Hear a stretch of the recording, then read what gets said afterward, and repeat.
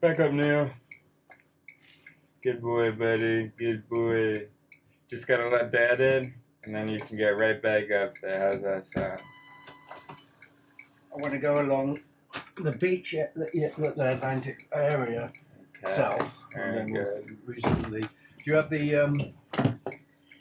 Hold on now. Get back now. Do you have the directions? No. Why not? Because I don't want to use my data. You want my phone? Yeah. It's not very well charged.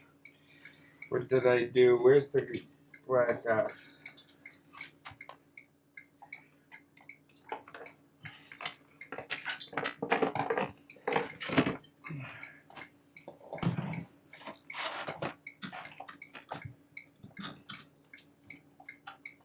Keys in. I put my keys in there.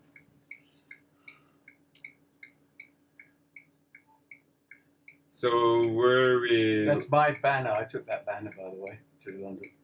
Oh, very cool. Where are we going? Actually. We're going to pick up your package, Barbate. Okay. Huh.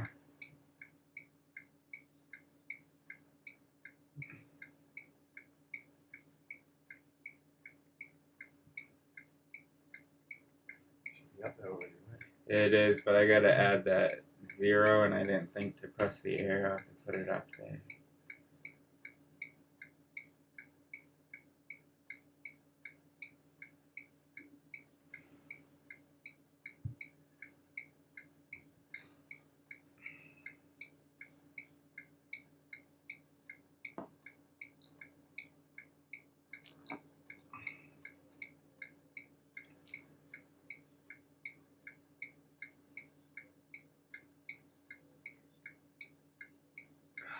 You can barely be able to see that.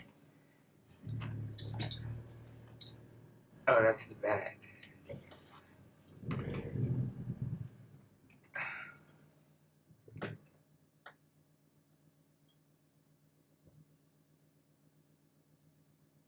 Come on, buddy. Yeah. Oh.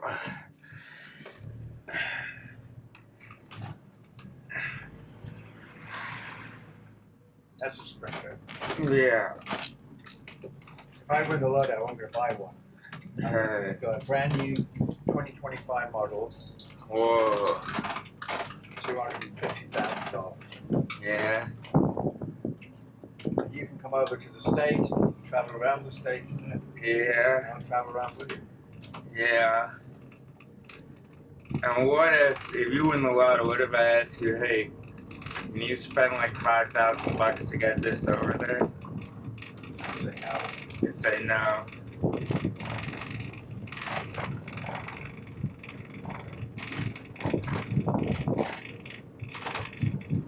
Is that you crazy? Yeah.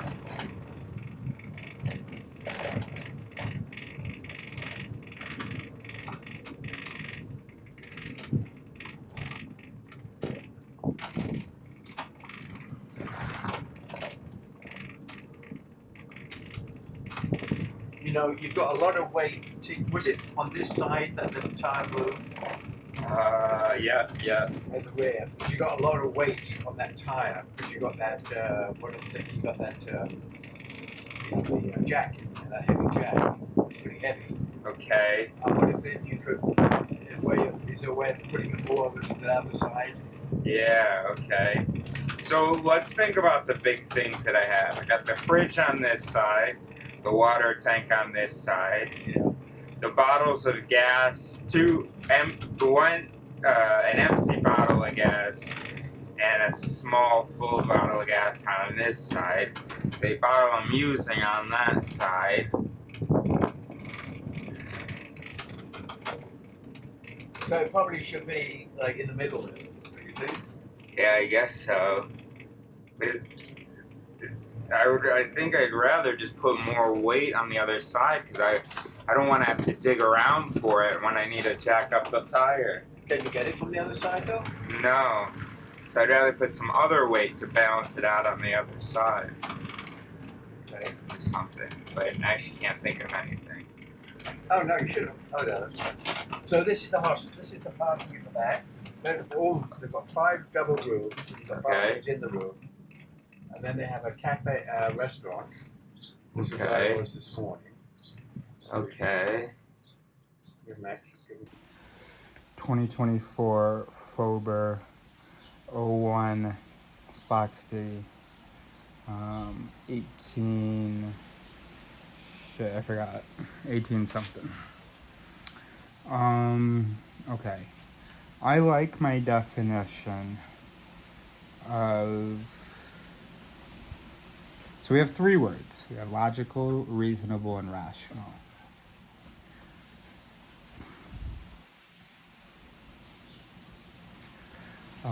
Suppose we accept Pinker's definition of rational, meaning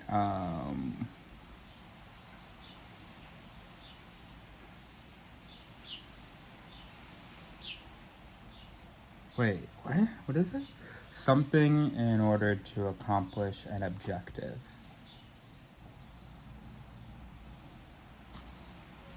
Alright, hold on a second.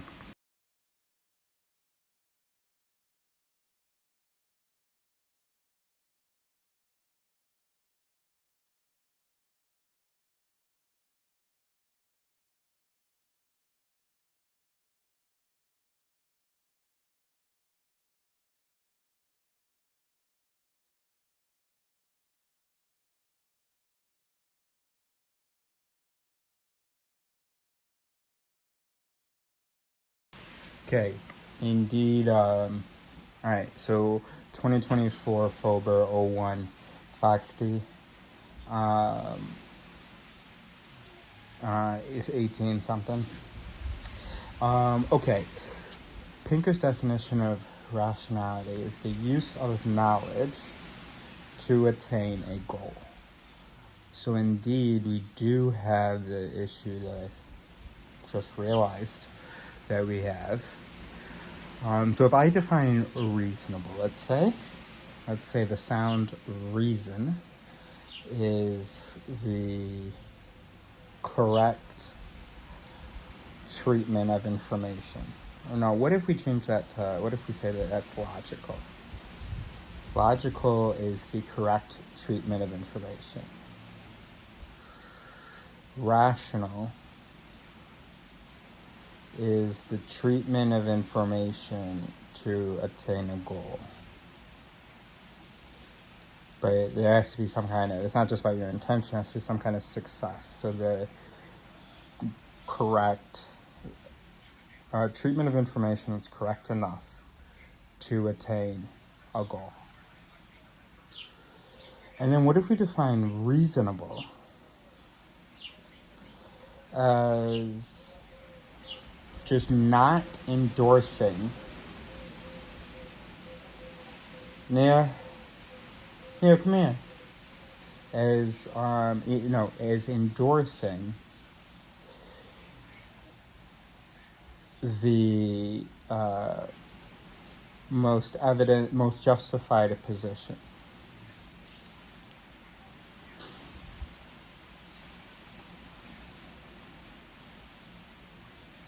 Here's why I was saying this. I was thinking about racist Instagram. In particular, black content creators on the right who are all like, man, why y'all like this, blah, blah, blah. And whose fan base is mostly white. And I was imagining such a creator saying, you know, you gotta be reasonable. And there are issues with the fact that his definition of sort of, or like, yeah, him using one of those three words, reasonable, irrational, not logical, but reasonable, irrational. And, you know, you gotta act civilized and be, you know, reasonable. That doesn't make any sense to be doing that, blah, blah, blah. All right, first of all, there are some issues with their evaluation. But I was thinking, in any case, I was thinking how hypocritical. I hate when humans talk about being reasonable, and I'm gonna ask you, hey, do you believe that there's some higher power that's organizing the universe, that created the world, maybe something like in one of our religious texts in some kind of a scripture? And if they say yes, okay, then fuck you, don't talk about being reasonable. Your default, your base. Well, I wanted to show you this side of it. Something. And then all we have to do is 20 minutes around and we'll be back down on the other side. There's some other explanation. It's not because you're reasonable. Okay. Of course, as I was thinking, there's also right here is perfect. Yeah, how I say that. No, nobody's reasonable. I'm not reasonable. In that I'm not. You give me a piece of information. I wonder whether you should also... The only thing I can guarantee you is that I will not treat it perfectly.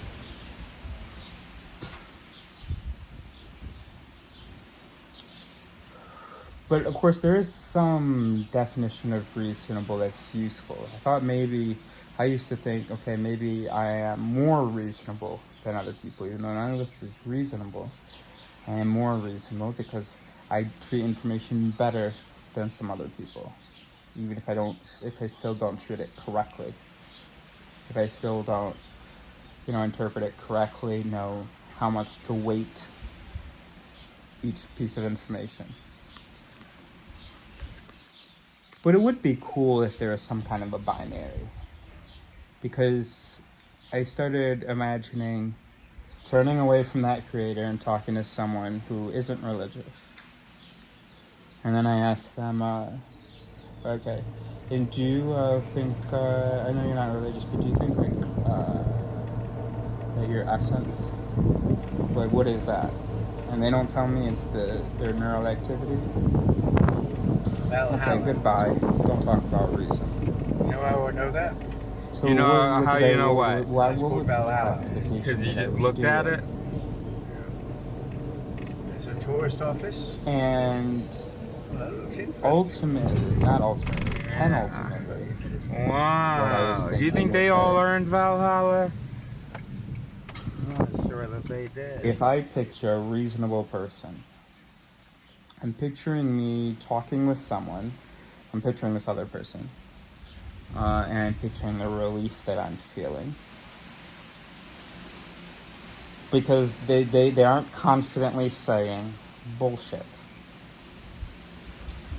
In fact, when people aren't very confident in any ideas, I tend to think of them as more reasonable, even more intelligent.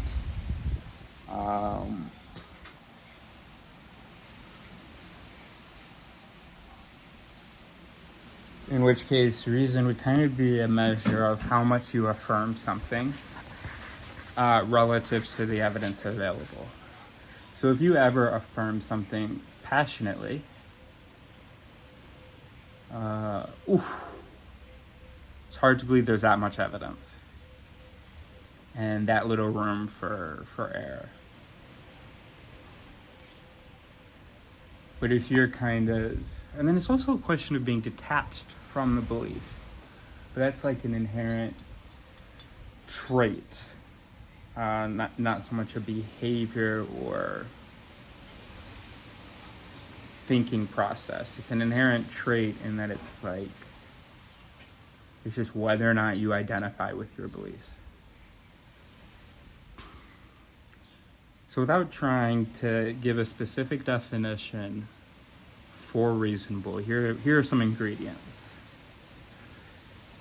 A emotional detachment, or identity detachment, or less association between the self and the belief. Capable of hearing a new idea and going, and asking questions about it.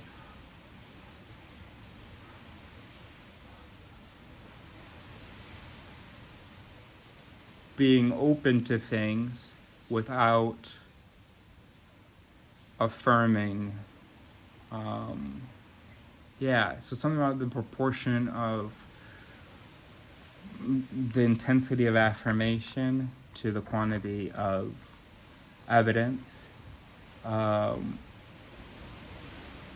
because how can we possibly, we don't have a God's eye view, so we don't know really whether the evidence that we have in here is actually a lot, is a fraction of the available evidence, we are missing a bunch of counter available evidence. So yeah, so there should never be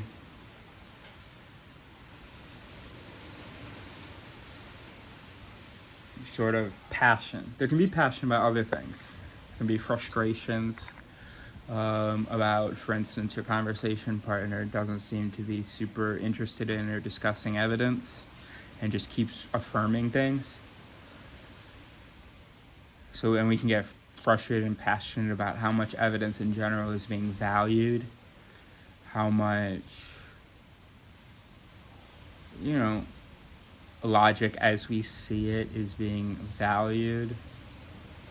Yeah, the only way to be reasonable is to sort of be slow with it. Yeah, maybe. The problem with that is this. That might be a solution. Yeah, okay, maybe. No, wait, here's this problem. Yeah, you see what I mean?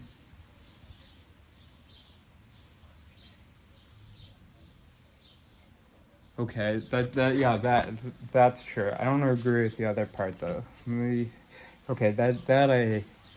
I see that. Yeah, I wouldn't have said that. I see that now though. The other part, that's not true because recent research has shown over. I mean, that's what the expert interpretation is. I mean, maybe, I guess. So how would you interpret it? No, that's not. I don't know. That's Chopin. That's not singing. Okay, yeah, maybe. But, right, exactly. You know what I mean? I think that's what was kind of bothering me about that. I think that's what reason looks like, casually. Some people try to look reasonable, but, yeah, that's interesting. Yeah, maybe. But you'll know they're faking it, because they don't follow through with things that seem wrong. They might say something, but they don't follow through. No, it's that part, no, that's still, okay, we gotta keep going on that. What if we said this instead? Because that, yeah. No, that's not it. It's,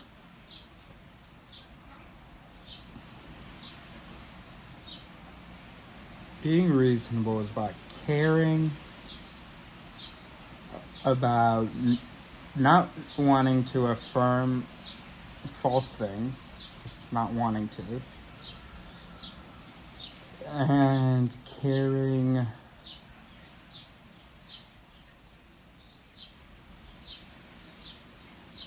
about anything that you do with a shrug, affirm. I mean, you can get excited about ideas, but not in the sense of,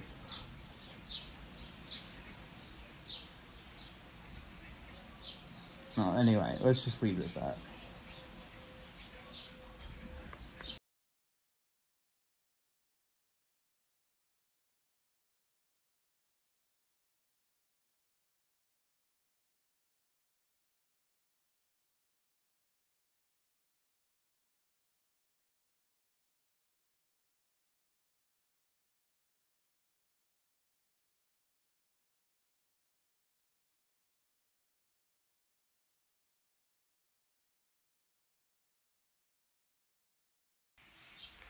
Foxtrot 01 Foxtrot 1830.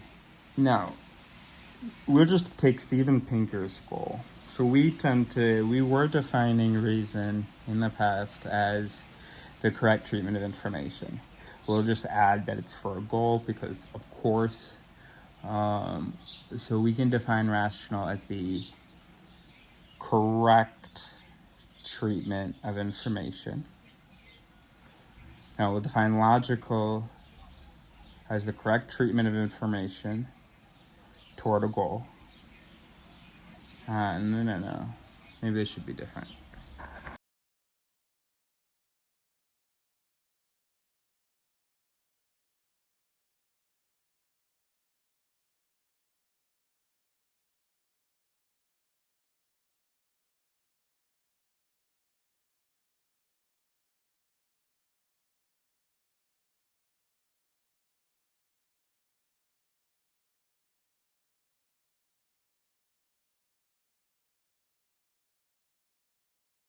That discussion. There's no real need for life, for that matter. If the circuits just work on physical principles, then who cares what the patterns of activity mean? What? Why does it matter what the mental content associated with a particular pattern of neural activity is, if it is solely the physical configuration of the circuitry that is going to determine what happens next? What is he talking about? They have set out as neuroscientists to explain how the workings of the brain generate or realize psychological phenomena. But we're in danger of explaining those phenomena away. Oh my goodness. It's all just physics at the end of the day. If the neuroscientists have it bad, pity the poor physicists, whose existential angst must run much deeper. Where neuroscientists can at least hold on to the view that the circuits in the brain are doing things, whether you are or not.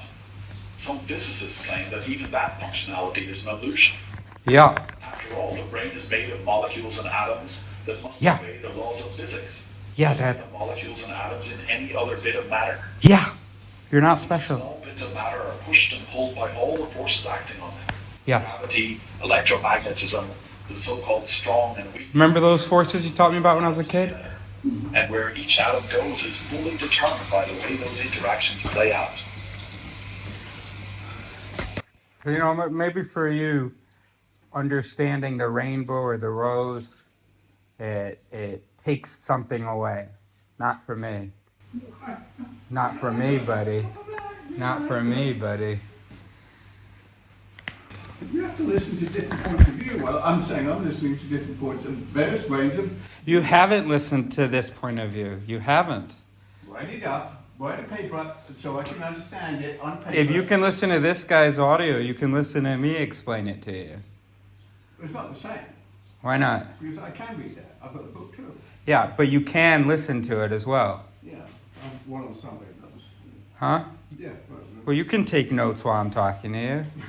I'm gonna cook some dinner. Obviously, these reasons aren't real. There's some other reason that you want to talk about the value of listening to other points of view, but haven't even listened to the ones that I've been talking about. I haven't listened to you. You haven't. Well, then what's it theory? I don't understand it. Well, you would understand it if I had explained it to Okay, you. we'll sit and we'll do it now then, right? Okay, let's do it now then. I'm gonna sit down here. All right, let's do it now then. I'll be right back.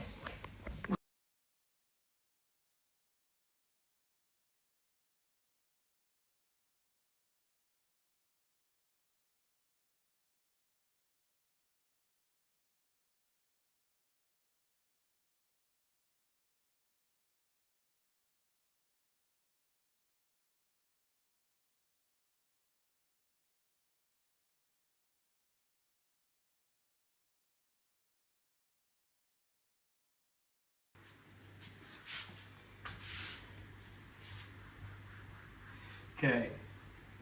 2024 Fober 02 Goldie. What's the time? You have your phone on you? No.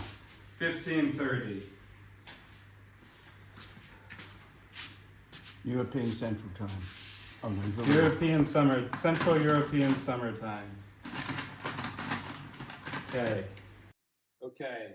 Now, here's the rule. You do want to hear about Barbate. perspectives. But our thing is in Barbate. Oh, maybe I put it in wrong. Because I don't believe that you can drive for 20 minutes inside of Barbate. I'm taking questions. I don't believe that for a second. And I won't take any students who come in up and saying, "Oh no, professor, that's wrong." Okay. Okay? Do you need paper and pen? No, no. Stay there. Yeah. You have a video. Oh, good. I. That's some TV. Yeah, I want to. Because I don't want to scratch the TV. Let's see what the size is like. That's right against the screen. Okay. You gotta let me get into it. Okay, you gotta let me do that once. You gotta let me get into it. Alright? There are certain fundamentals you're not gonna like. Just have to believe me, or not permanently, but for Abe to be able to listen to it. Okay.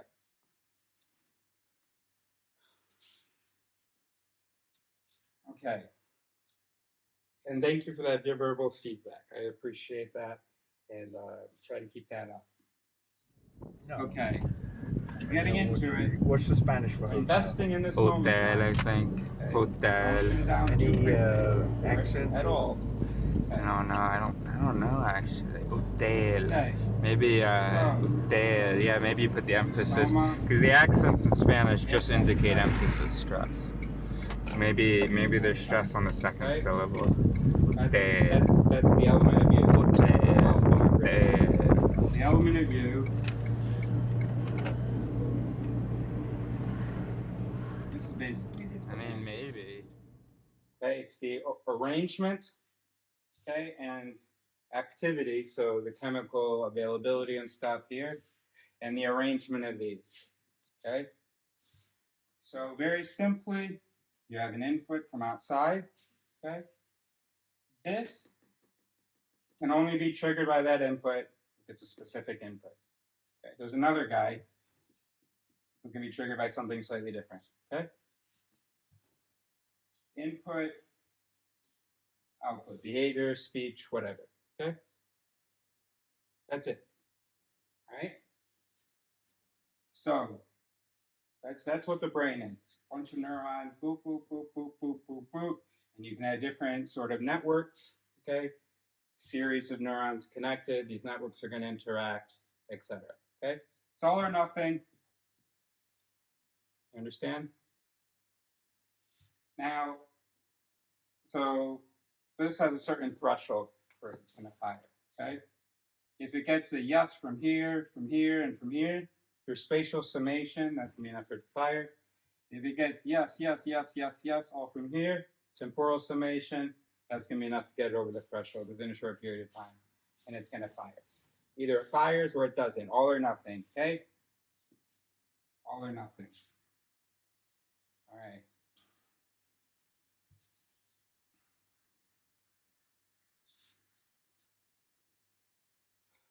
Okay.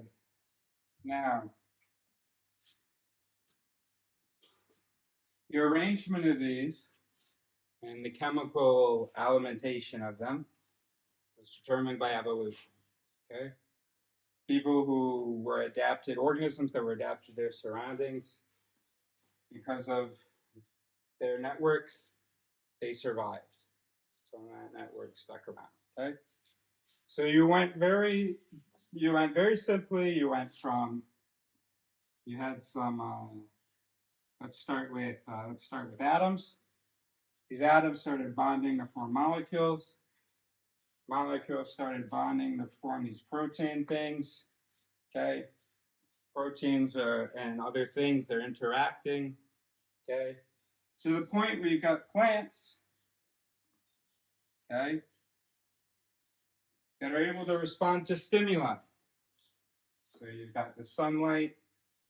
Sunlight is being processed by a network. Where was the Battle of Trafalgar? Interacting biological pieces. Sunlight's over there. British exposed leading British ships to intense crossfire as they approached the Franco-Spanish lines. That can't be around here. And you get the animal kingdom. Why wouldn't it be around Once here? you got an animal, I don't know. An animal, I guess it could be. you start to centralize some of the processing mechanisms. You got to get a photograph As of far something as which is another one. external stimuli. This was Not all about of them. okay. You have reflexes. had something to do with you have, rock? you have other things. You have your skin reacts to touch, whatever. But a lot of things start getting centralized.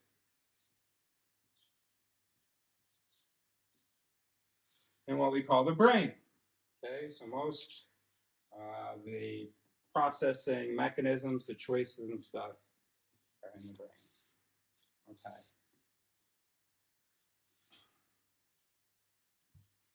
Now, when we accept that, hold on, Warsaw, and then all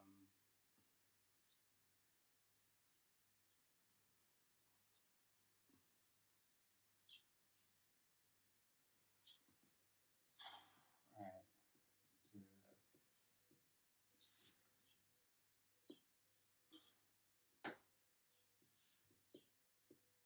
Okay, now we're going to do a brief overview of the mind, given what we've talked about the biology. Very brief. I'll put a little sheet over the. And then we're going to talk about some of the implications of this biology stuff that we talked about. We're going to cover the Warsaw illusions. Okay.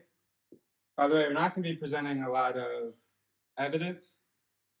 I mean, so far, pretty much you'll accept all that stuff. And then I think if we need to get to evidence, then we will. Okay, but I think what I'd like to do is, let's do a brief overview. Okay, so stimulus, response, right? Something triggers this, and there's a response, okay? Now the response of the whole person is distributed across all of this stuff, okay? So it's not like a single neuron says, hey, we should run, understand? Keep with that verbal feedback, yeah? You're with me? Okay. So in, out. Okay, now in logic, or in philosophy, or in argumentation, we'll typically construct an argument like this. Okay?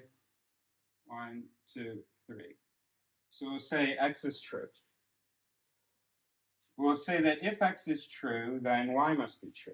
Well, look, because x is true, then we'll have like our conclusion y is true. Okay. So what's important there is that if-then operation. Okay? In the case that, then I can affirm this. Okay? For this condition, then I respond this way. Okay? If I get activity here like this, then I activate this guy and this guy, or I vote to activate that guy and that guy anyway. Okay? So all of that, it all comes down to the same thing. Input, output, all that stuff, you can say if then. The condition, the action. Okay? Or the consequence. All right, if then. Okay? Now, the system, well, is the total system of ifs as they're arranged.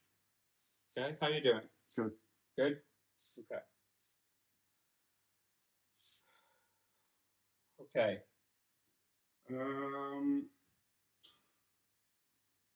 Okay. So,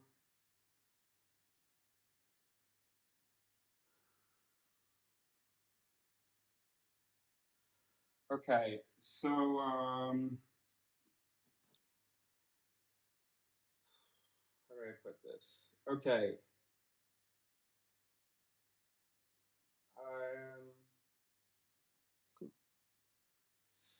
Let me give you an example of some its for a moment, okay? So you can imagine what's being mapped out in the system, connectome, okay? All right, so if person is beautiful, then person is moral. This is an example of a family called the halo effect, which has been observed in experimentation, where if we have a good first impression of someone, or we see one trait in particular that's good right off the bat, we generally tend to assume that the other traits are good as well. Okay? So if the person is beautiful, or if the person has one positive trait, then the person has positive traits, would be sort of the generalized form of that. Okay? Another one, if person is different, then person outgroup. Okay? The outgroup bias is you can maybe say well, it's a number of different its. That's one first to establish that it's the outgroup. If outgroup, then be vigilant. Okay, if be vigilant, then afford attention to odd behavior. Okay, so that's like part of the sequence of in-group, out-group, of the out-group anyway. And then we can imagine next is in the brain as a network for, okay, hey, I'm supposed to pay attention to odd behavior. There's also, of course, the malenting it, which is going to be in there, which is part of the outgroup, which is to, if I see odd behavior, then presume bad intentions kind of thing. Okay? So, what we just talked about are the halo effect and the outgroup bias. Okay? And so what you'll notice is that whether it's called an effect or a bias or the recency illusion, which is if an example from recent memory comes to mind, then this is a commonly occurring thing. Or then this deserves attention. If it's recent, then it deserves attention. Okay? So whether you call it a bias, heuristic, an illusion, an effect, whatever you like to call it, what you have here is an it that is not adaptive to the given situation. That's why we're calling it a bias. It does not get us good results here. Okay?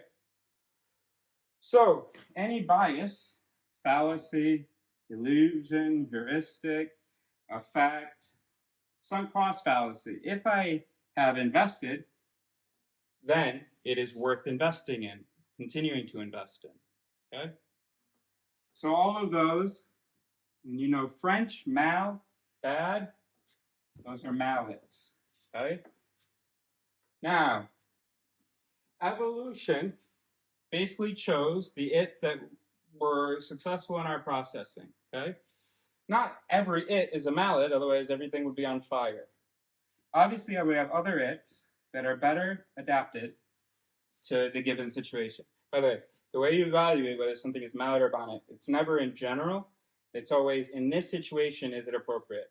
Clearly, the situation has activated it, but is it appropriate to the situation? Is its result appropriate to the situation? If not, it's a mallet. If it is, then it's a bonnet. Okay? Now, reason did not evolve. What evolved are these shortcuts. If this, then that. And it's an imitation of reason. And we can see with every mallet how it could be useful. So even with, if they have a positive quality, because the brain is trying to be as economic, as energy efficient as possible, it tries to quickly group people and categorize people, right? And so it really doesn't matter how you got into the good group. It's just trying to go, okay, good, bad. Saves energy. You got some people that you're going to look out for. You got some people that you're going to rely on. You need that. There you go. Are you going to be betrayed by people? Yes. Are you going to rely on people you shouldn't? Yes. Are you going to not trust people you should have? Yes. But we're not reasonable. It's through all those shortcuts like that that sort of reasoning emerges or is imitated. Okay. So that brings us to the Warsaw illusions. So Warsaw illusions, that's a big part of it theory, sort of putting, oh, by the way, Newton called it theory, just learned this recently, bundle theory, saying that there's not an individual self, it's a bundle of different things interacting, different motivations, and so on. That was well before we had the understanding that we do now of neural architecture. Okay, so the Warsaw illusions. We have free will, so it's the W because it's kind of an acronym for something like Warsaw. If we define free will as first cause initiation of a behavior. Okay, true free will would be regardless of what the conditions are, regardless of what might have activated what, right now I'm going to activate the behavioral protocol for this without any preceding cause. We're all part of the universe and the interaction of the universe. No reason to think yet that we are special where we can initiate some first cause thing where we're not just still reacting to the Big Bang or whatever.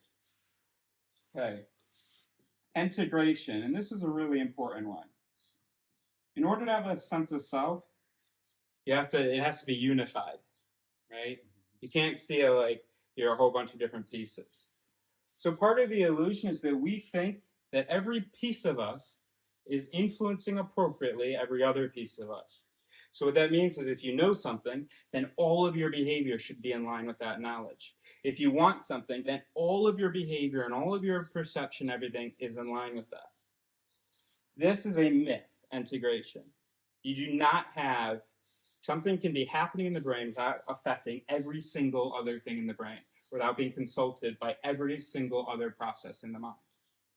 Which is how you can value reason, be against bias or something, and not at all behave that way. That can be a sentence that exists in one part of your mind without actually being one of the causes of your behavior that's produced elsewhere. Reason is the next one. Now, there are a few different ways to define reason. Sometimes I like to define it as the correct treatment of information. So we saw in an argument, you have your premises, and they lead to a conclusion. Now, you have to correctly interpret that, the weight of each premise, sort of. So if this is true, and this is also true, and they have some sort of opposing relationship, well, it matters how much to weigh each piece. What is the net sort of value of something? Let's say you're looking at a moral question. There's this much value with this option, and there's this much value with this option. I need to be able to compare them, so I need to be able to attribute weights to them, right? So in any kind of reasoning or processing or calculations, you need to know which operations to do and the weight of each incoming piece of information. Not possible to be pre-programmed with that. Given if there's going to be new information, if you're in an open system.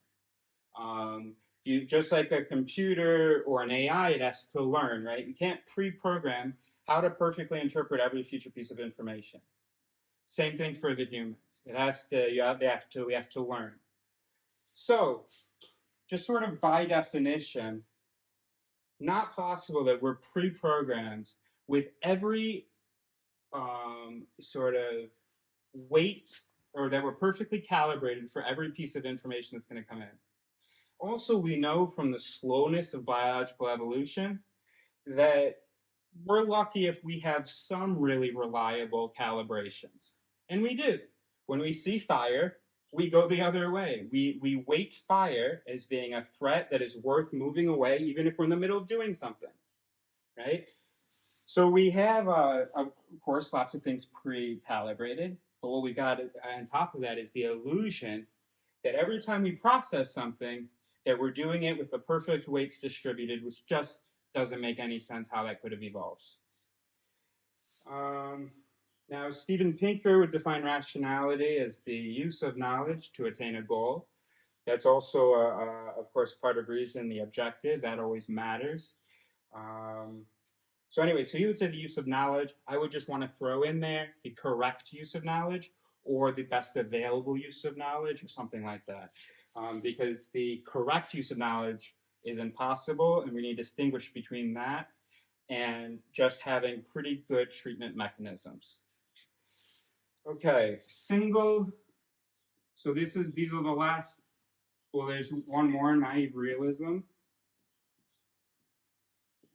A term that I don't think David McRaney came up with. I'm not sure.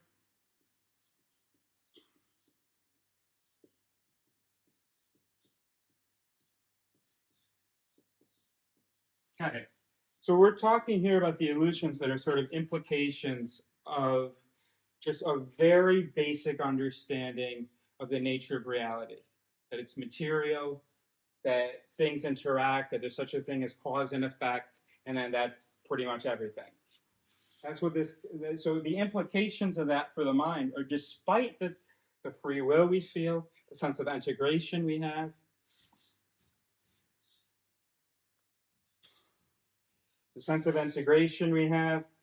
the reliance on our mechanisms that we feel, and then also single observer. We think that our point of view is consistent, is singular and fixed. Now, maybe we can admit it's not fixed through time sometimes. We still don't realize through time how much it's changing. So if we go back to the brain, if you hear something, it's going to be processed there in Wernicke's area, for instance. And then it's going to go, for instance, to the thalamus is going to send it to the inferior colliculus. It's going to go here, and there are going to be these streams, right? But it's never the exact same stream. So necessarily, there isn't a single observer. It's always a different process. And what is observation but the reaction to a process? So every time there's a process, it is activating a different process. So this also an illusion, this singular reactor, responder, observer, or whatever, singular awareness. Same thing for the single operator, also an illusion. We like to imagine there's a little guy in there pulling the controls, and he's the one seeing everything that comes in, and he's the one pulling all the levers for everything that goes out. Just not the case. That man has not been found. It is distributed across the entire system. So you could trace a behavior and then another behavior like this. So the source isn't the same, and you can't even say that there's a central thing that always sort of processes it. The self is distributed. Okay, so this is major. These are some really, and then naive realism is the assumption that you see the world as it is. Which just doesn't make any sense, because the world exists out here, and what you've got are synaptic representations of it in there. Okay? I had, before I learned about naive realism, the sensor myth, which I think is kind of the same thing. Basically, the idea that you sense the world as it is, but this is, one of the implications of this is, you just know. People really believe in that. You can tell. You see something, you just know. Or, I think this is what was happening in our brain, I could tell, or whatever. We think that we have this perfect sensor of things. We do not. Okay, now, the reason that we have all of these things is our conversation I very much enjoy. But first of all of this stuff has to be accepted, and stuff that maybe Kevin Mitchell will talk about. Okay.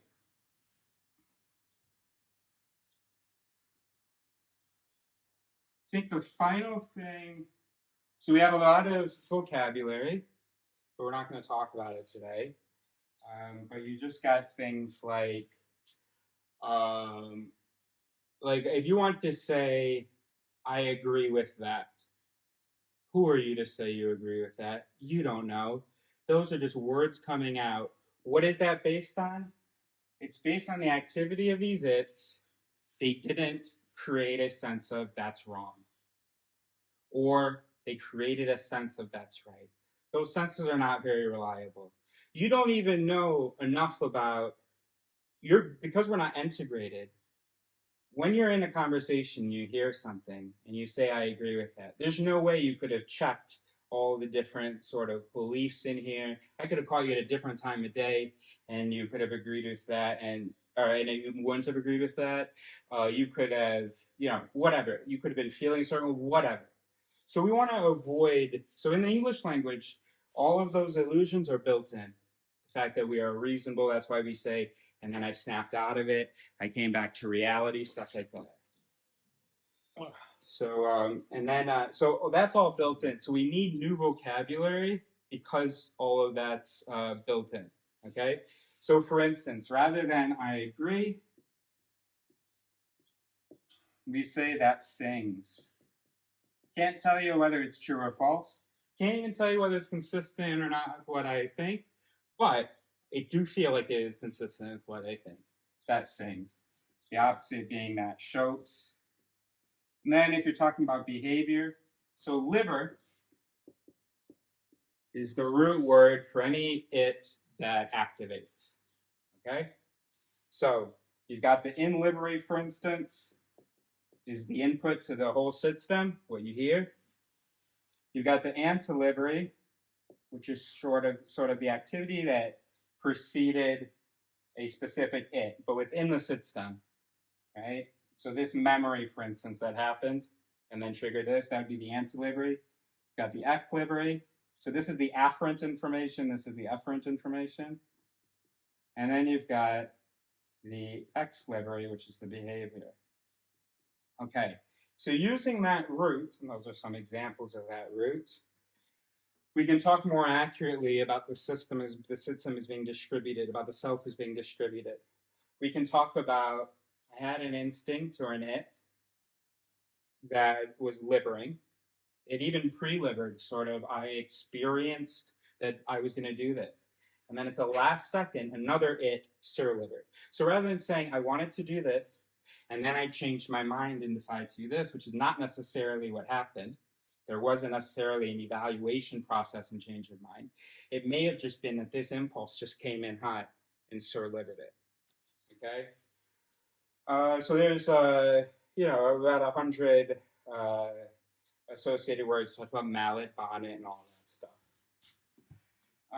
Okay, I think the last thing to have covered the basics that come to mind of this, bundle theory of this, and this is a just bundle of some important concepts that I see humans believe in that just aren't true, and then we also have the things that are true. So conial concepts. So one, for instance, is dominodal processing. Okay. So if we go back to this, okay, imagine that as dominoes, right? Activity of one hitting the next and blah, blah, blah. Okay. Well, there are also, of course, nodes, okay, where you've got a module that was working on something, and then ultimately just had to say something like whether we like the person or we don't. None of the evaluation needs to be passed on to the next step. There's no transcript of the discussion. It's passed on next step. Here's what triggered us. Here's what we liked, and so on. So at the next node, there's just sort of a yes or no. Okay? And what we learned from this, well, this is sort of a replacement to some of those Warsaw illusions. Rather than reason or free will, we just imagine dominoes. And then integration, obviously not all of the domino lines are connected. And then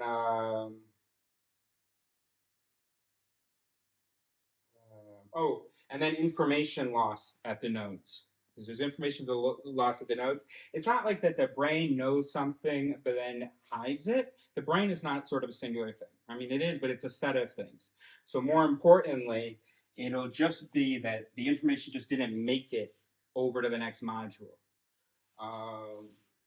Okay, so with all of that said, that goes to the second reason that this is called it theory, not just because of if then, but also because of the important de-anthropomorphization of our components, right? We are a mind, a human, okay? It's not what we think, but our components are not little minds, right? They're just these little automatic mechanisms. They're these neurons, or if you're talking about the mind, then you can use language to refer to what we imagine the processing is. Okay, so all of that information is really obvious. It's obvious.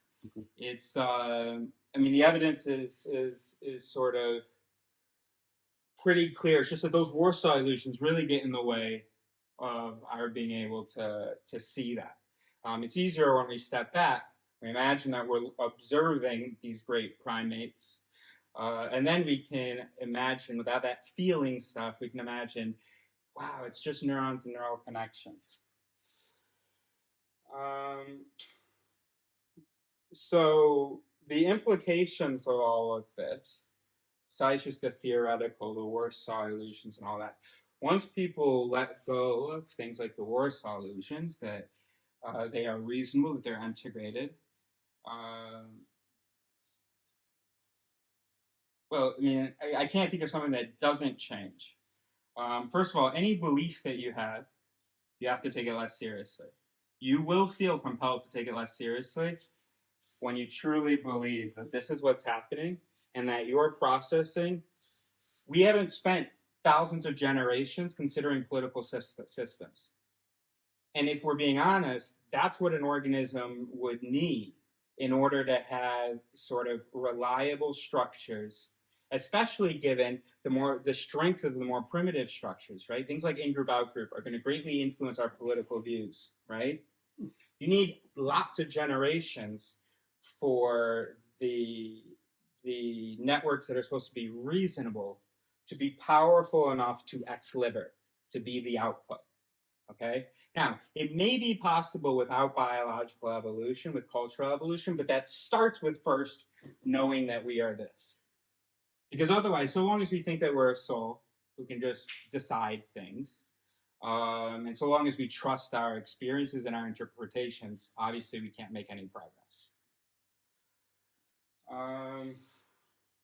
So that's the fundamentals, and all I brought to the table is organized what the evidence has been saying.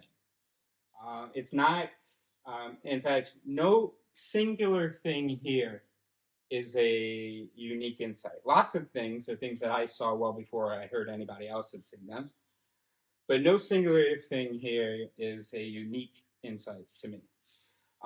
What is unique is putting it all together and giving us a language to talk about it, and looking at the implications of it. Because we're kind of stuck on, holy shit, are we brains? And we've been stuck on that for the last like half century. And so I was just young enough to be able, okay, let's just accept that. So what does that mean? Now, here's what here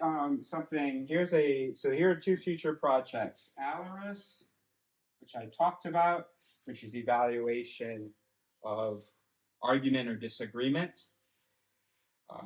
But given critical recognition, that is having an understanding of the mind, it theory can give you one with all those concepts there. Critical recognition is knowing I am an automatic evolved processor. And part of my evolved processing is a sense of knowing, is filling in gaps, is confabulation, right? Where you invent a story in order to have a narrative that works in the mind. That's how it works.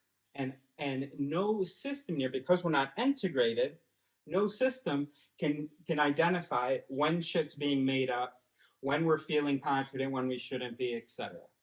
And that's a major blow. That should be a major blow to confidence and give us, of course, humility, skepticism of self. Okay.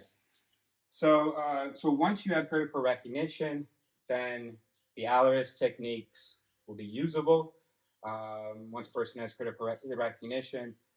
And that's the next step. So right now, I have gotten all the stuff that we figured out about the mind, put it together in an easy to understand way. I mean, with the it's I kind of rushed through this, but anyway, and now it's all about application.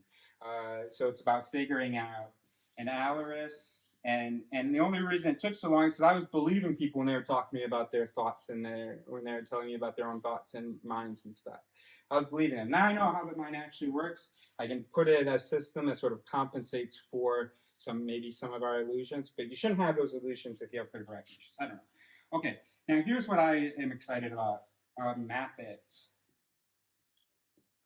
Okay, so that's a symbol for it, right? Which is obvious, an I and a T, right?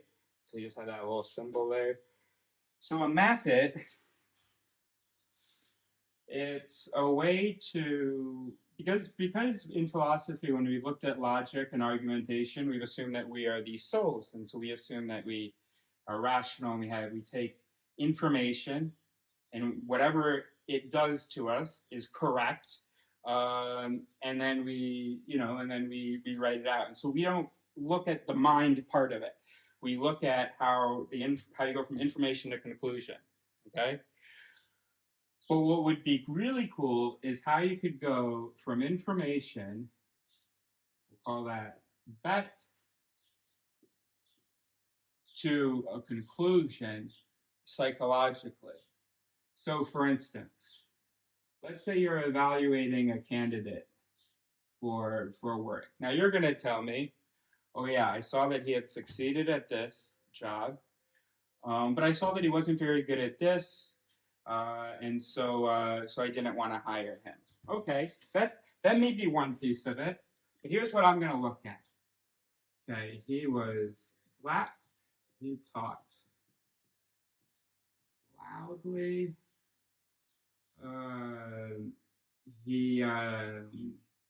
I don't know. Maybe we'll come up with other information as we go along. Now, in the sit stem, the fact that he's black, this is part of the in livery, well, that we're going to get it outgroup, right? The outgroup it, right? That's going to be activated, right?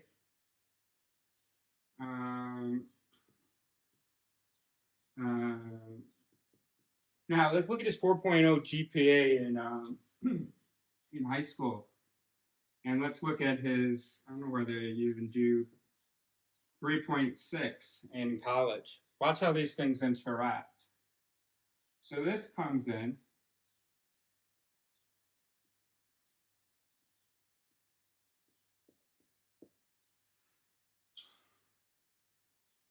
This evaluating it, it's not rational. Look at what it's taking in. Obviously, we are wired for the outgroup it. Once we've identified someone as the outgroup, for that to be considered in our evaluation. So we know that in the system, this is linked, right? That's what that is, the outgroup bias. We see how evaluations change based on outgroup membership, right? I'm assuming that this, since we're not just absolute morons, I'm assuming that this is going to factor in as well. I know that both of these things are going to factor in. That's just how it works. The dominoes just fall. Okay? And then I don't know, something. So what we could do is we could do a method. Let's say rejection was the output. Okay, you're going to tell me, oh, I looked at his 4.0, but then I also looked at his 3.6. Those things were evaluated in rejection. But actually, if we had changed this, that had been in group, dominoes wouldn't have fallen that way. They would have fallen to the left. And you would have gotten approval, for instance. So what we can do is we can look at decision making, knowing not just the bonnets, the information processors that are that are reliable enough, but also looking at the mallets, because we have critical recognition. We know that we are not reasonable, so we know that this is a network. So that's what the method includes. It goes from premises to conclusion. It goes from a system of premises and conclusion where we didn't realize all this stuff that was happening. We thought it was all about information, judgment, but it's opening the black box and it's looking at the things we evolved to do that are going to be a part of that process and that might not be super reliable actually. Of course, last thing I'll say is that, so there's no, you see there's no guy in here to pull a lever. So there's no deciding, hey, I'm going to run bonnets on this one, okay? There's only two ways to adjust the processing system or to adjust the result. One, of course, you can change the conditions, the input, okay? You can slap, is what we say, different its that are better geared to this and have a better result maybe.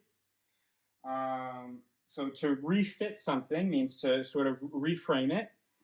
So for instance, if I'm giving you the CVs, I'm going to refit it. I'm going to give it to you like this so that this mallet here, the in-group, out-group, doesn't even run.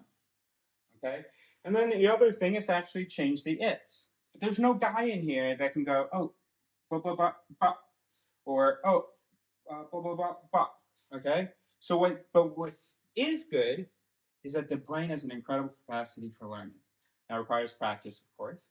But these neurons that we talked about, they undergo a process called Hebbian development, Hebbian learning. When these activate here, the connections are strengthened. When there has been inactivity for a while, they start to sort of be pruned, or at least to lose, connection. So through practice, through reward systems and stuff like that, you can re-habit, and habit because Hebbian or Donald Hebb, and then also a habit, right? So you can re-habit and then have it, right? So quite clever. You can re-habit the system. You can change the weights, right?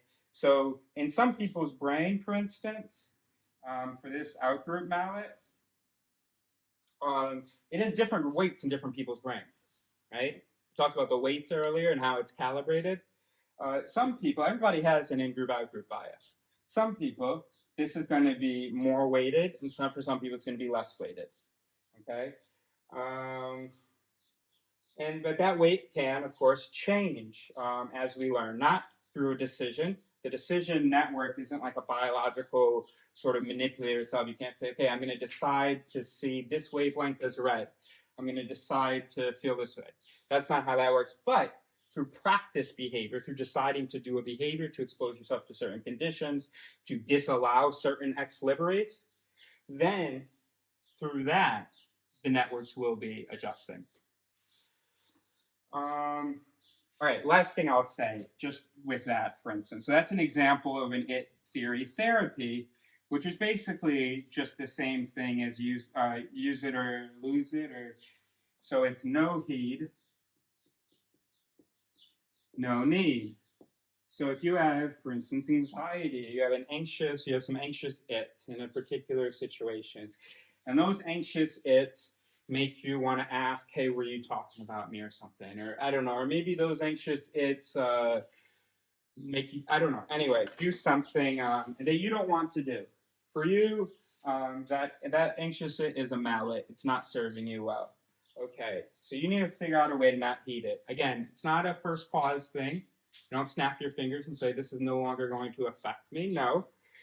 What you have to do is you have to maybe distract yourself or get someone else to distract you. Or you have to, you can handcuff yourself to make sure you're not able to heed the impulse, whatever. And then eventually that will be unhabited. The brain has already in it a principle, no heed, no need.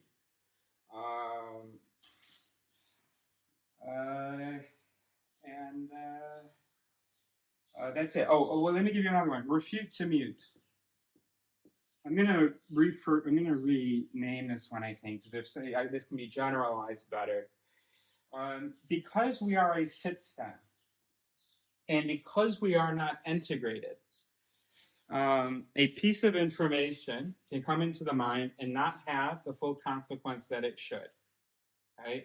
There can be other its that continue to act, to liver, even though in a reasonable system they wouldn't, given this recent introduction, okay?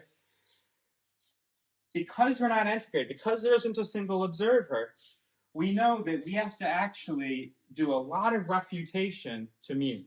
So we have to continuously expose ourselves to counter evidence on something in order for it to slap the appropriate its in the system, for it to really be integrated.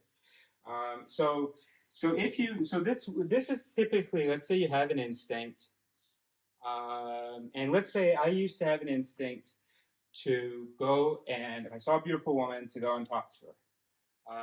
And it was partly about making sure that I had the courage. It was about getting the validation and so on.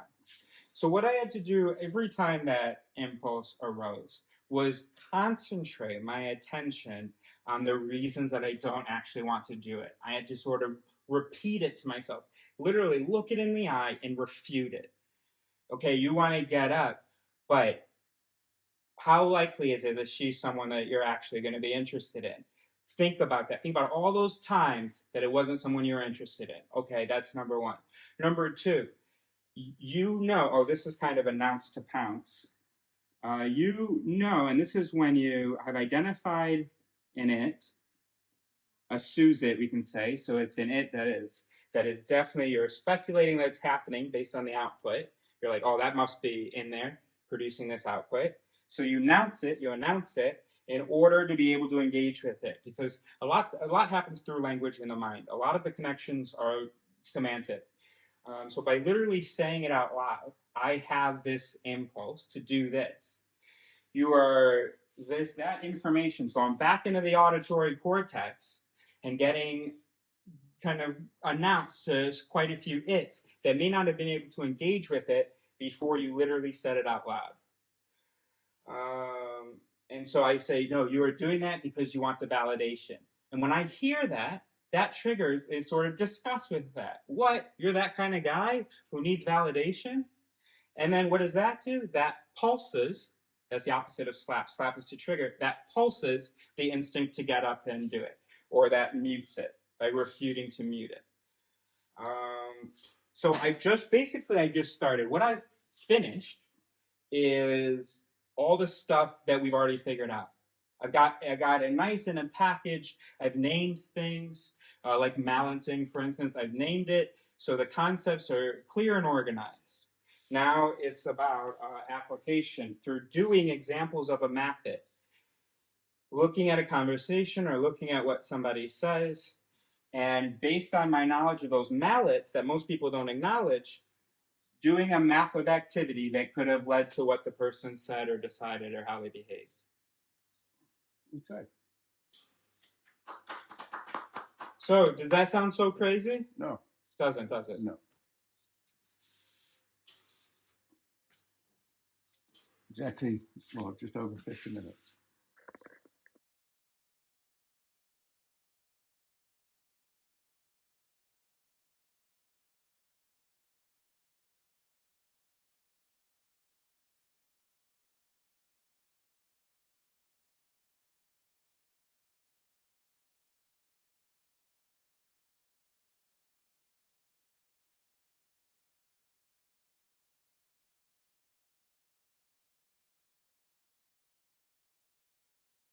.2024 Foxtrot 02 Golf 1632. I said this. Consciousness is not needed to explain any mental event, any mental process, any behavior, any speech, any belief, any emotion, anything. No event except for this loose thing called our experience. And it's almost synonymous with our experience. So if we don't need consciousness to explain any mental process, then we don't need it when we talk about any mental process. Now we can add, when we talk about a mental process, I experienced that as a little tag on. I was conscious of that. But, you know, even then, that's... how do you know? Because I can explain the mechanism by which those words came out of you. And I can imagine you having an image of that playing right now with that occipital lobe activity. So just say that then. So we basically create a need for consciousness, just like with God. You don't need God to explain any event in the world. So then why are we talking about it when we talk about events in the world? Obviously, you're going to say, well, it's people who, whatever. But, yeah. And anyway, the good news is that I said that. I don't know whether he's still on the don't contradict anything I say thing, but he accepted that without saying, of course there's consciousness. What about this feeling of consciousness? What about decision making? Decision making is you can describe it as domino processing. Decisions happen, they aren't made. Choices happen, they aren't made. We are not angels or special. We are biological, physical entities. Obviously.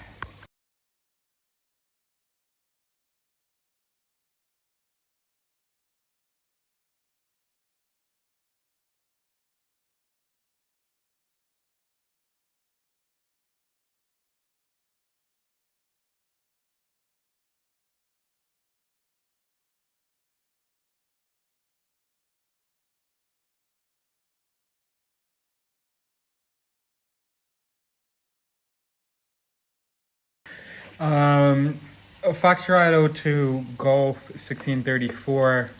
I am having a little beer because we don't have any more non-alcoholic here.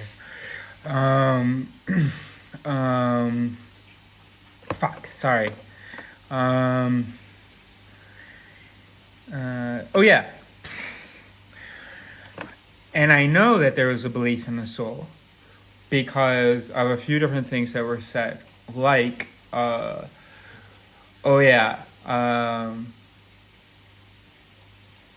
I didn't mean to do that. My brain did.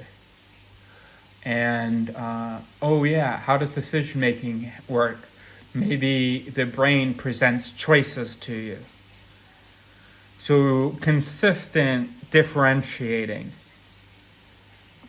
between a system that we've seen do things and a system that we've never even seen, period, but we experience to whom these choices are being presented.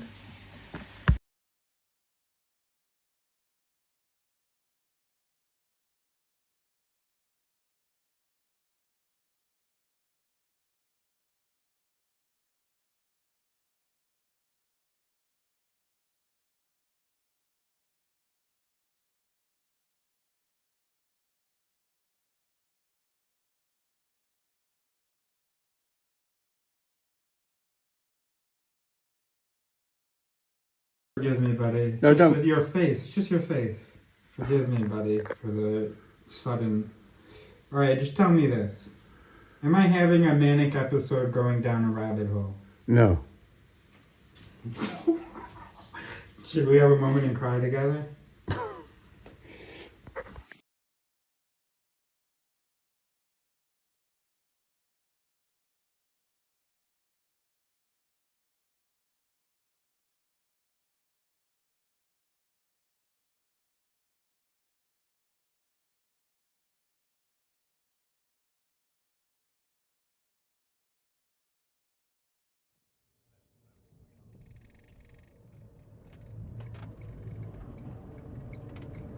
Here's Cornel. 2024 Foxtrot 02 Golf, maybe 1600. So what you're about to see is where she worked. She worked where we ate my dad's been slowing down a great deal with. That's where she works, just next door. In fact, I realized as I gave his presentation, that's what you're about to see. My dad's been slowing me down. Maybe I don't know whether what did we? He thinks I've been like having a several year-long manic episode, going down a rabbit hole, and I have no sense of science or critical thinking. So anytime I've ever even tried to explain it, theory, shoots me at the gate. Says, of course, consciousness is real. Says, hey, you should look at other sources. Hey, you should blah, blah, blah, blah, blah, blah. All right. We kind of came to some understandings on this trip. Anyway, so here's my, and then this moment happens. Now that we had come to some understandings, right, I knew I wasn't going to get sort of shot if I just brought it up. We've had some, well, you've maybe seen the other videos. Anyway, so that's this. And there's something else I wanted to say. Shit, sorry, hold on. No, whatever.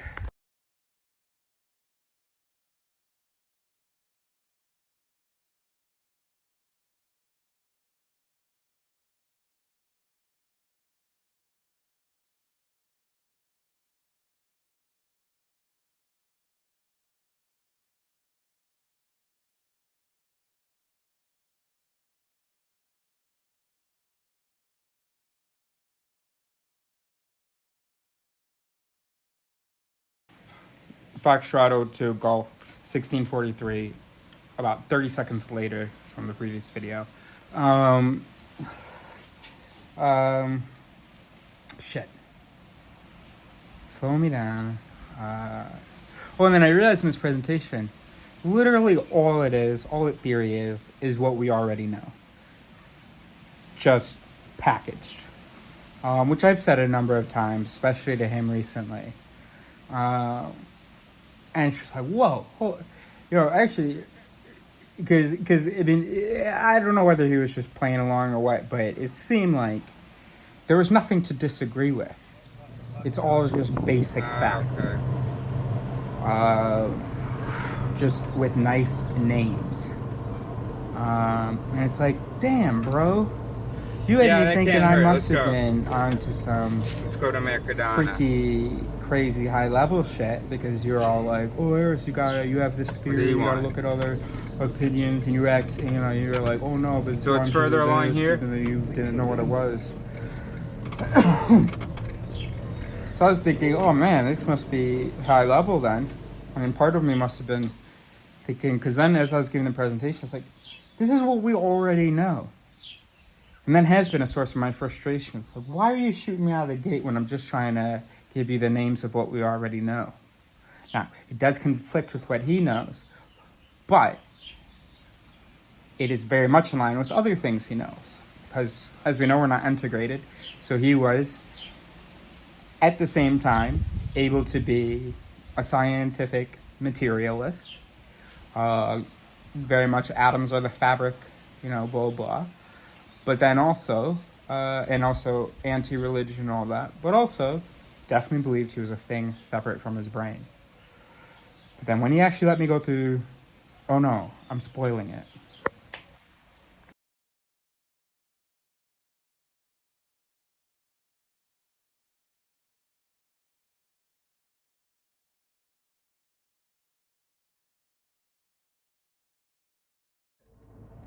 Where is it? I thought you said it's on the left side. No, it will be on the left side. Ah.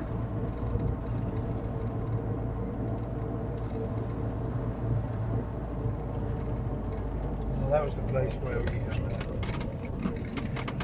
Foxtrot to Golf 1646. Oh shoot, I forgot to plug this. The point in. is, I don't understand this right now, but the point is Looks like that it's on the right. But it's on the left side. I'm very excited about the work that's coming, because I think that the work that's coming is actually new stuff. Now that I've gotten a pretty complete package of the latest of our understanding, if we don't include anything quantum, and we just assume a Newtonian biological world, then I've got that. Now, it's the application phase. We kind of felt like we started the application phase about 2 months ago or so. And that is, but now that if Dad can validate the foundations, I think that's enough for this system to, all right, let's apply this stuff properly with vigor and passion.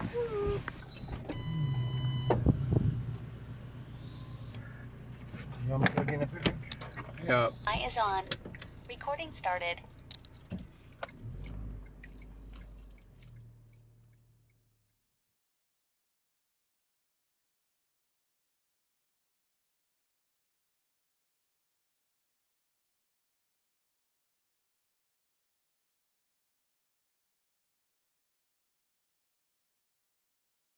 (2024) Foxtrot 02 Golf 17. What did we say? 40. 40. Okay. We'll follow up presentation. Now that we've finally been able to cover the stuff that's already just known, but now it's a nice way of integrating the information into the mind by giving it a metaphor and by giving it language, because the left brain interpreter needs language. Now that we've done that, we've talked about the algorithm, which, because id theory offers critical recognition. Critical recognition, another word for that is self-awareness, okay? ChatGPT, ask ChatGPT, what are you? It tells me exactly what it is, okay? Ask a human, what are you? They're gonna talk to me about a conscious entity that the brain talks to, and they read the thoughts of their brain or something like that, okay? But once we have critical recognition, we can do algorithm, because we are not just thinking about how information could lead to a conclusion. We're thinking about the process by which that happens, including the malins, the instincts that we have that we couldn't describe as reasonable or informed. Okay? Right? Okay, great. So we talked about the different weights in a system, right? Things have different influence, things have different weights. If this thing activates, it's going to be more. It's going to, it's going to have a greater effect on the eventual output than this thing, right? Okay. So how cool would it be? And this is purely hypothetical or theoretical, whatever you want. This research is needed, okay? How cool would it be if you could assign a value to each mental operation, a weight? So each instinct has a score, probabilistic score of its influence in the system, its sensitivity and its influence, okay?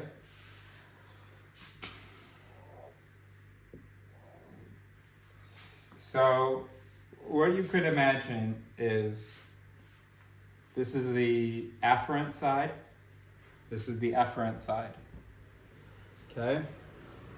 So A, E, right? On this axis here, we could have how kit it is. Kit just means how many connections an it has to other its. So we try to model the metaphor after the reality. Neurons are connected to, a given neuron is connected to a certain number of other neurons. And we can imagine that a mental mechanism has a certain measurable, quantifiable influence. That if this mental mechanism runs, if this it runs, it's gonna slap that guy, and that guy, right? Okay, so kit, that's the connections, the number of connections of that. So you have a neuron. Here are its axonal feet, and it's hitting this neuron, it's hitting this neuron, it's hitting this neuron. And we can imagine that for a mental mechanism as well. So if you have the in-group, out-group it, it's going to hit the evaluation it, it's going to hit the mood in the moment it, it's going to hit the trust it, whatever, right? Now, when you have a neuron connected to other neurons, So they push. Oh, that's have what he was. That guy was what warning do you you about. call They push that this, stuff's pushed out into the river, which opens up the discharge zone? So those are the neurons that are that have a lot of connections with this previous neuron. So we already know it's connected, okay, so that we know. But how many, does it have a lot of connections or not? Okay. And then out here we have what we call the facilitated So it has some effect, but not as much as effect as it has on a receiving neuron in the discharge zone. Okay, so what that tells us is that we might imagine that mental mechanisms, we could give them a weight according to how many neurons they're connected, or other mental mechanisms they're connected to, and then how many connections they have to a given mental mechanism. Okay? So how many connections, how many receiving neurons there are, that's your kit, and then how much receptivity on average each neuron has. Okay, so that's how we have K's score. K's score, okay? So you look at the afferent side. You suppose, sorry, I think I did letters here.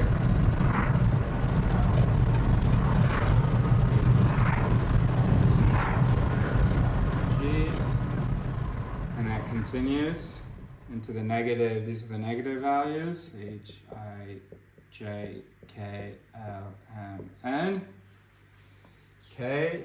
Then we have on our zit scale, got 1, 2, 3, 4. Oh no, it's not supposed to go that far. It's only supposed to go to J. There are fewer increments. There's the same number of increments along here as there are along here. 6, 7, 8, 9. Now, so how many neurons, or how many its, your given it, which we call the mesorit, the it that we're talking about, the subject, how many other previous its is it receiving from? So we can rate that. We can say that it's receiving from a lot, so we had A here. And the average number of connections per it that it's connected to, and say it's high as well. So then we get a point here. Okay. And then for the efferent side, okay, how many its is the mesorit connected to? And then maybe on average, where you could specify for the given network, you could have a K-score for a specific network. So the average of these output neurons, or these subsequent its. And let's say that it's a very sensitive instinct.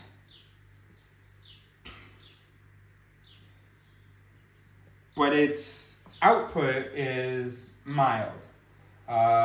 It's not going to surliver another instinct necessarily. Almost like you can imagine a recessive output. Okay, and then you would have your score for that instinct, for that it. So your score here would be A1 H6. And we know what the center point is, which is I've done it wrong, but suppose here with what I've drawn, it's G5. So it's how far each one is from G5. So the first term, or the first pair, is very far from G5. It's all the way up at A1. Second pair, very close. Okay, so what you know is this is a very sensitive it, but a not super influential it. It's purely just an imagining of a way that we could maybe quantify and compare processing instincts. Does that make sense? No. I mean, how do you know how many connections and neurons are involved? How do you know? Yeah. Well, hold on. Did you hear what I just said? This is a theoretical way of how one might be able to measure mechanisms. Now, your question is, your question is, how do you measure how many neurons a neuron is connected to? Is that a real question? Use a dye. Mm-hmm. Use a dye. You dye it, and you see where it's connected to. Do we have the technology today? I don't know. But that's not relevant because we're not literally talking about neurons anyway. We're talking about mechanisms. So what the work would be identifying important mechanisms given a certain condition. What are the its that typically run if you're in X situation? And among those its, what are their relative strengths? Which of them are more easily activated and also which of them have a greater effect relative to the other ones involved. What do you mean how many connections a neuron has to other connections? No, you were talking about over here. Huh? What's all that? I mean, how do you know what's involved up there? You use a dye. You look at it with some kind of imaging technology. In the brain? The humans? If you're talking about neurons, yes. So do you not think it's possible to see how... Before you make a decision, and you want to, well, what's the cat score on this? You gotta do some imaging. No, you don't determine a K-score. You look up the K-score. The K-score is experimentally found, obviously. So you see what the K-score is. You say, okay, gosh, you can go in for testing, for instance. You take an implicit bias test, for instance, and we see what the latency is on your ability to categorize a thing that is both good and black, or is either good or black, okay? You have a very low latency on that. So that means that your in-group, out-group bias doesn't have an enormous effect. So now that you've gone in for this testing, you can tell someone, oh, hey, my K-score for in-group, out-group is about G4H6. So then you tell your boss, hey, you want a good hiring person? Me, I'm not very easily influenced by the color of someone's skin because I went in for testing and we saw that I don't easily notice different in-group, out-group distinctions, and those in-group, out-group distinctions don't have a major effect on my processing. Okay. No, this is information about the self. Of course you can't figure out your K-score, your own K-score. Now, there's some things. You can't observe your behavior and your feelings and stuff. So for instance, I know that I have a very high K-score for self-doubt. I know that at any opportunity, it's going to be over here, it's going to be an A1. Lots and lots of conditions are going to trigger my self-doubt. And then my self-doubt is going to affect a lot of subsequent processes. Every time I think about a thing, I'm going to go back to that doubt. So we're going to say that's going to be an N9. So I know that I'm someone who is pathologically self-doubtful because my doubt is extremely sensitive and extremely influential. Okay. Does that make sense? Mm-hmm. Really, does that make sense? Mm-hmm. Okay. Okay.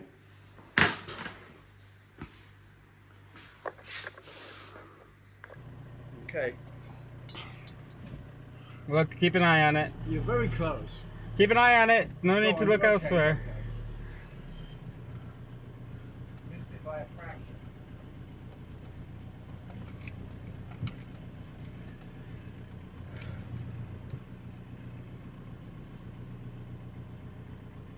Good?